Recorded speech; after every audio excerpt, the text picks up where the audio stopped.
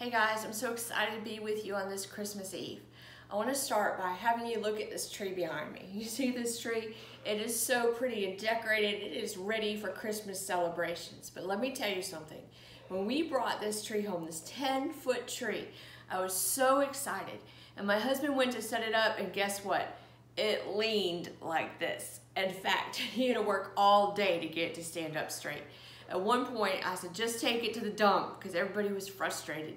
So he kept working, and I kept praying. And eventually, the tree is standing, with a lot of help, to look like this. It made me think about our own hearts, and someone very important in the lineage of Jesus, David. So let's go there for just a second.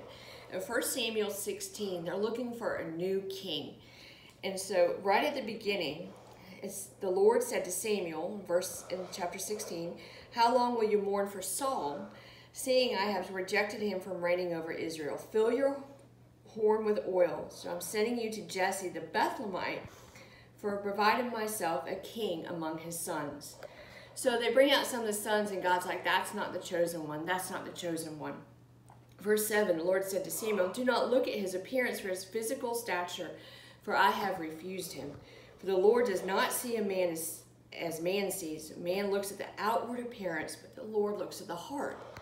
So Jesse said, there's one more. He's out in the field, and he's a shepherd. And so then they said, there's yet the youngest. He's keeping the sheep. So here we are in verse 11. Samuel said to Jesse, "Send and bring him, for we will not sit down till he comes here." He was adamant to see David. So he sent and brought him in. He was ruddy, with bright eyes, and good looking. And the Lord said, "Arise, anoint him, for this is the one." Then Samuel took the horn of oil and anointed him in the midst of his brothers. And the Spirit of the Lord came upon David from that day forward. And Samuel rose and went to Ramah. So here's the thing. He brought all his sons that he thought this would be the king. And God said, no, this is not the chosen one. This is not the chosen one. He says, I look at the heart. He looked at the heart of David. David's actually known as a man after God's own heart. For you and me, what does this mean? We're crooked like that tree. We all have brokenness. We all have disease or illness or emotional turmoil or sin or strife.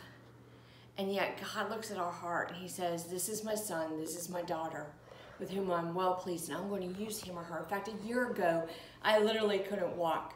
I was in a chair, basically, except for getting up from the bathroom or two from bed. And then the day after Christmas, I went to the emergency room, and then I had surgery 2 days after Christmas, and then I had to sit.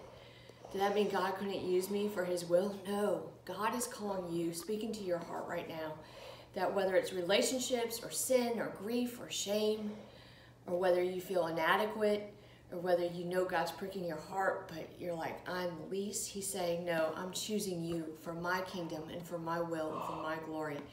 You know, the other important thing about David, he is the lineage. Jesus is out of the lineage of King David. Jesus, who we celebrate his birth today. So God, we thank you that you use us, the least, the crooked, the broken, the most unable, for your work and for your will.